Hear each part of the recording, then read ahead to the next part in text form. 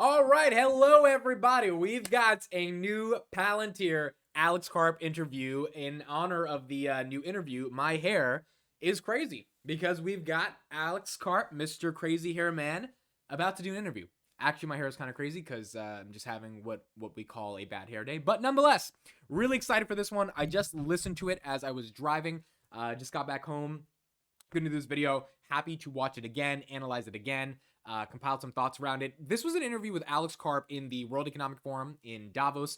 KARP has been to this place many times. Him and Andrew Ross Sorkin, the CNBC reporter he's going to be doing the interview with, have done an interview like this many times. And it's really funny because if you watch the 2019-2020 version of this interview, where KARP's wearing like a red jacket and stuff like that, he kind of predicted a lot of how the world was going towards an unsafe place. A lot about how Silicon Valley tech companies that have this weird altruistic notion but don't actually care about anything other than dollars are probably not going to survive. And he talked about how his company's software is going to be the software that is likely going to save many industries and potentially many governments. A lot of those things ended up coming true. So in this interview, KARP dishes out all of it. This was a great interview. It's a good 15 minutes, or it's a good like 11, 12 minutes. Probably the video will end up being 20 minutes with some of my analysis. So I hope you sit back, enjoy. A lot of stuff to talk about. We talked about the SPACs, Ukraine, a lot of different stuff. Let's get right into it right now. Hope you guys enjoy. I'm very Nice to happy. see you. How many times have we been doing this? Many times. Yeah. And we've been through a bit of a roller coaster in terms of the economy, in terms of the world, geopolitics, and everything. What is your sense now, and do you think the sensibility is here right now? Look, we've been meeting for many years, and when we first met here, and you filmed me, the idea that the world is disjointed, violent, unlikely to be pure and global, that world leaders would fight more than they get along, that there would be derision and division into major democracies, and that we'd see a war in Europe looked like the nightmare fantasy of something that you would not believe could happen. And of course, we built our company on the idea that the world is disjuncted, violent, but could be made better. I think the core issue for people behind closed doors at Davos is, okay, clearly the world is not going to be the way we thought it is. It clearly is not going to be more peaceful, less disjointed.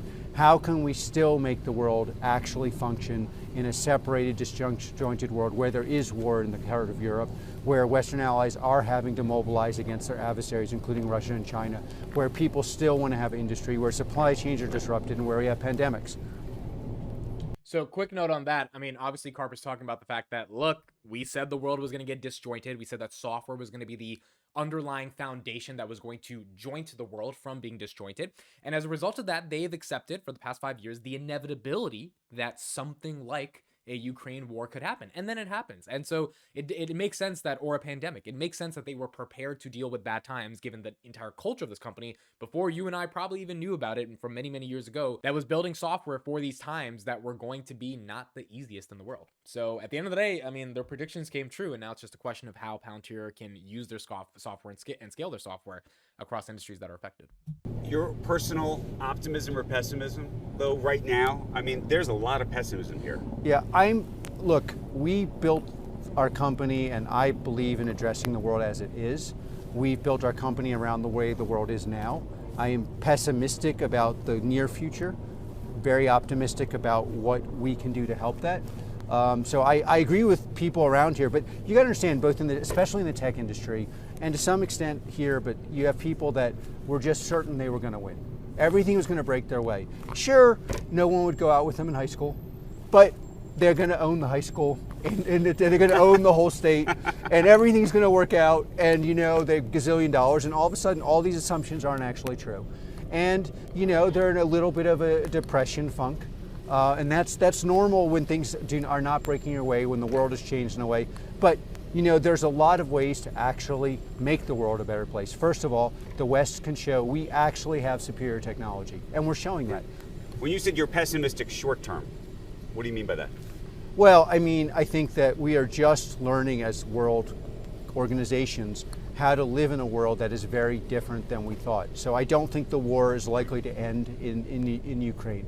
I don't. You don't? I think, look, it's very hard to know what's going to happen, but you have an adversary who is zero-sum. If Putin goes home and says, hey, we lost, he will lose his life, his friends will lose their life, they'll lose all their money.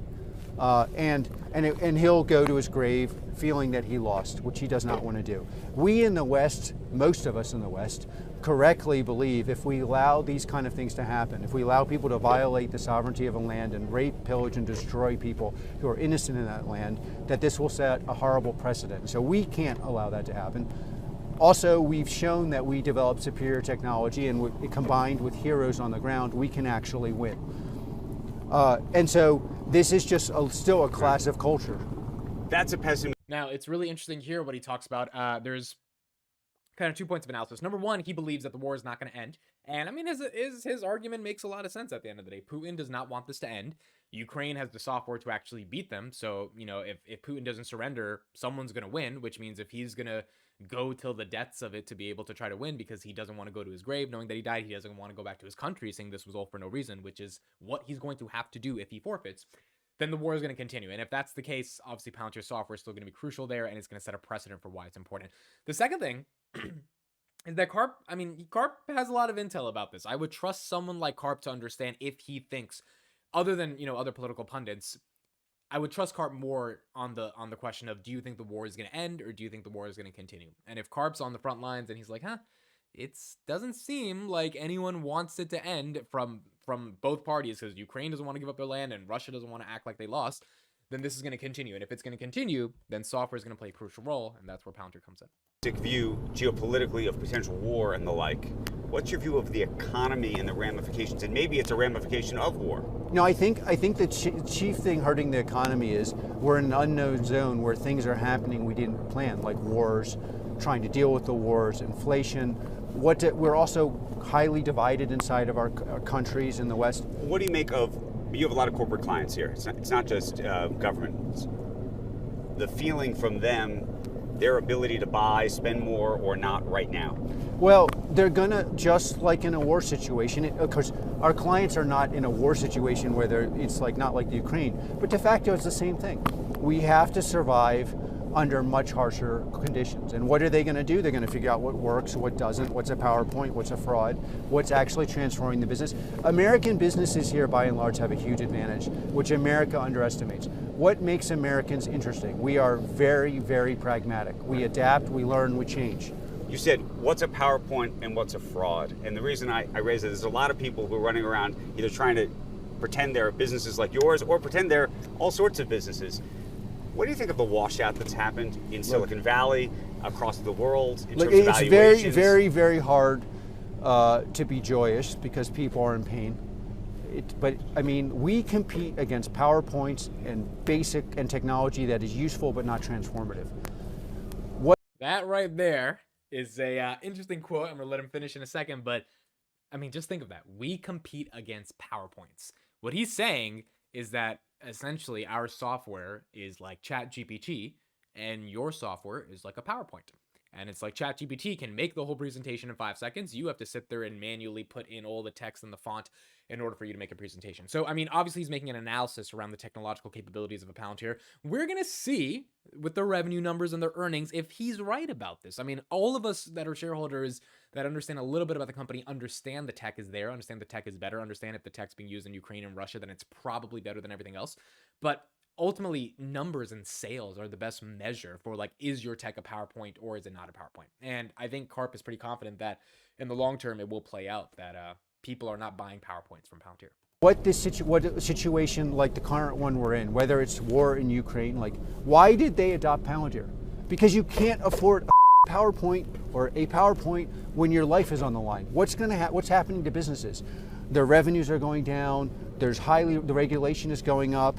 Their workforce is unhappy for lots of reasons. They have to somehow rebuild their culture and attack. And that exposes things in your business that are both good, bad, ugly, and transformative. And of course, everybody wants to be like, there's the Palantir of my cockroach.com farm. Like, so obviously we got the F-bomb from Palantir, and now he's going to talk about the cockroach. This is kind of his thing. We're getting used to it. But it's nice that he dropped an F-bomb to kind of show his passion, and now he's going to talk about, you know, cockroach.com companies trying to compete against Palantir. And it's like, we are the best Palantir for making sure that cockroaches and others get proper nutrition.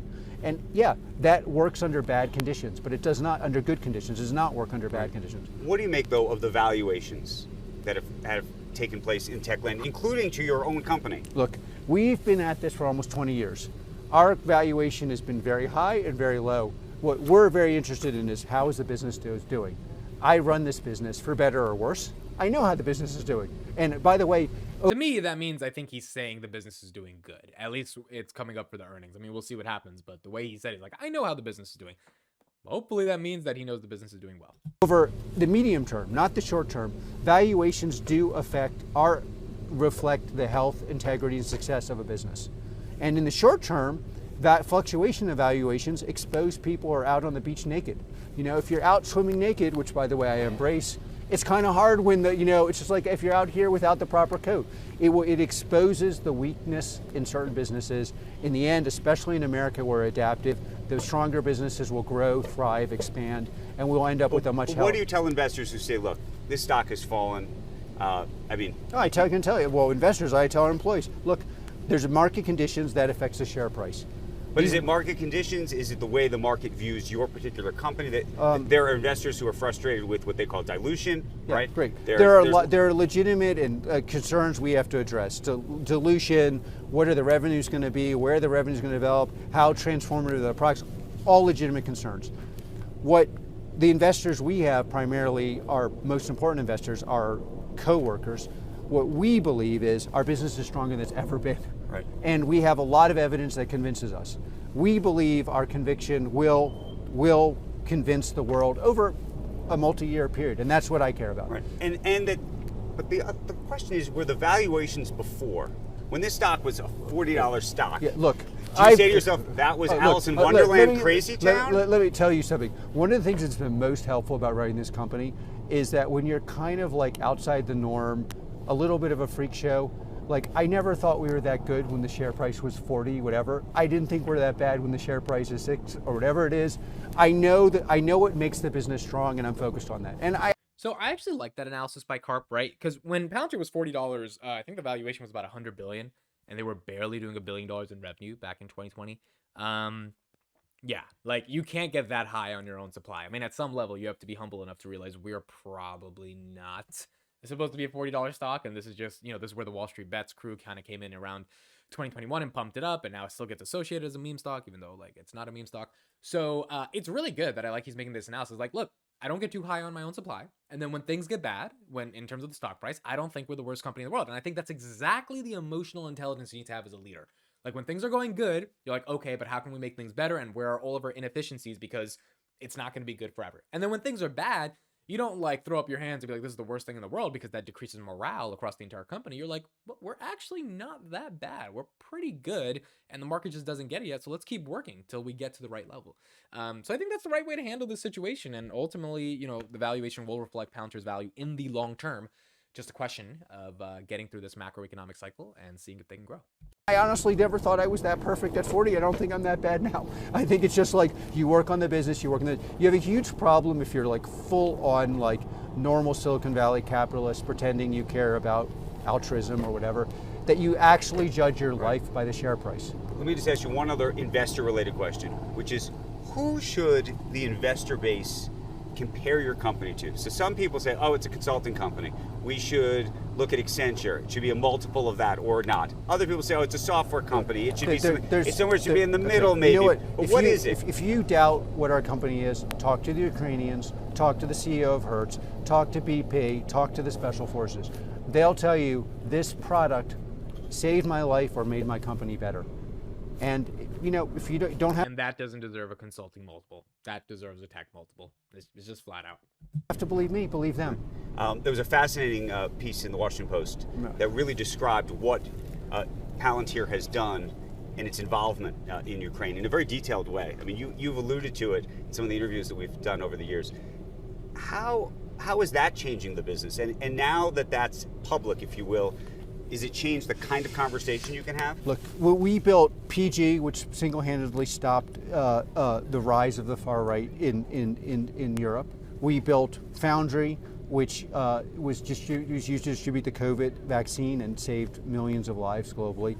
We built what we call multi-constellation, and what's often called the digital kill chain.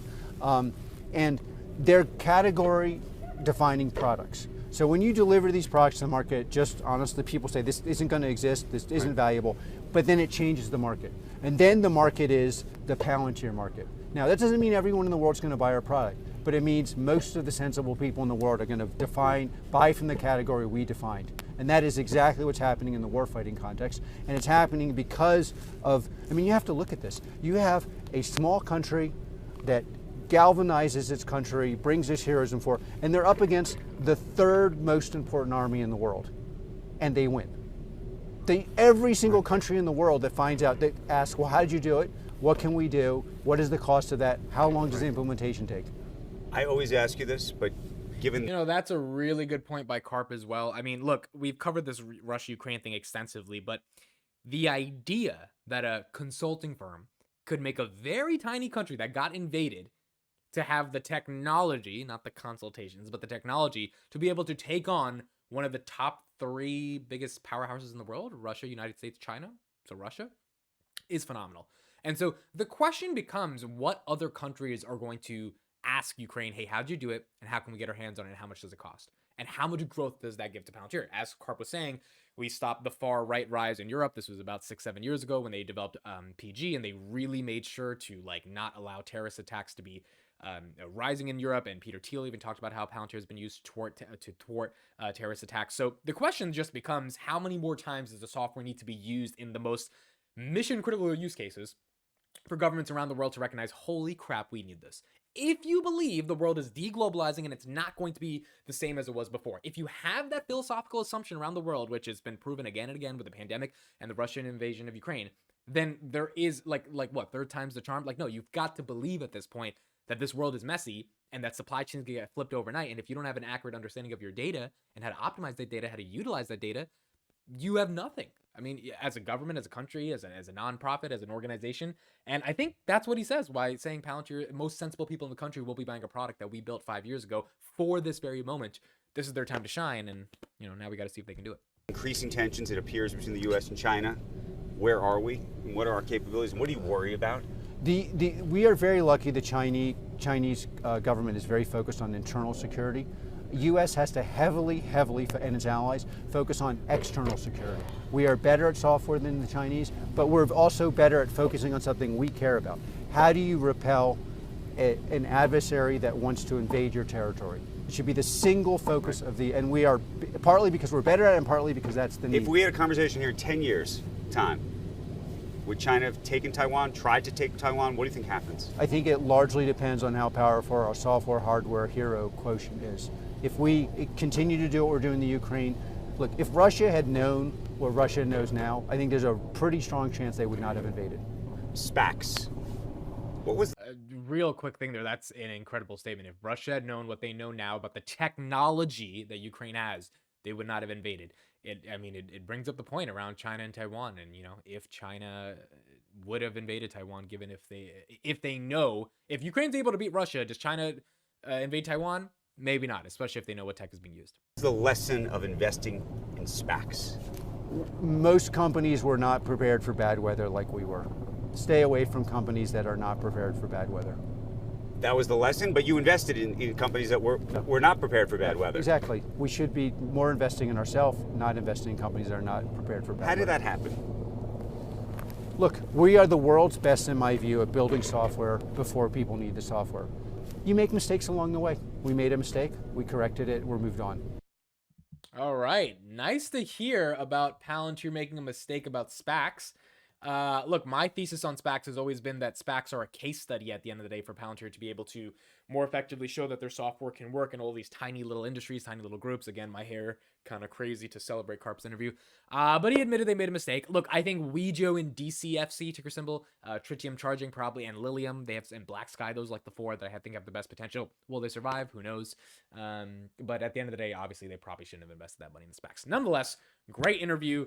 Awesome stuff by KARP. I think he gave a lot of good points, a lot of stuff to dissect going into future videos. Let me know what you thought in the comments. I think he talked a lot about Russia, Ukraine, the stock price, the fact that he has a long-term view, and the fact that it seems like the way he's talking before we get earnings in February, he seems like the business is doing well and that there is demand for the business and spending is not slowing down for the particular type of product that they are creating for the government and for the commercial sector. So let's keep doing this ride of seeing what Palantir does and covering one of the most fascinating companies of our lifetime. Thank you guys so much for listening and watching. I will see you in the next one.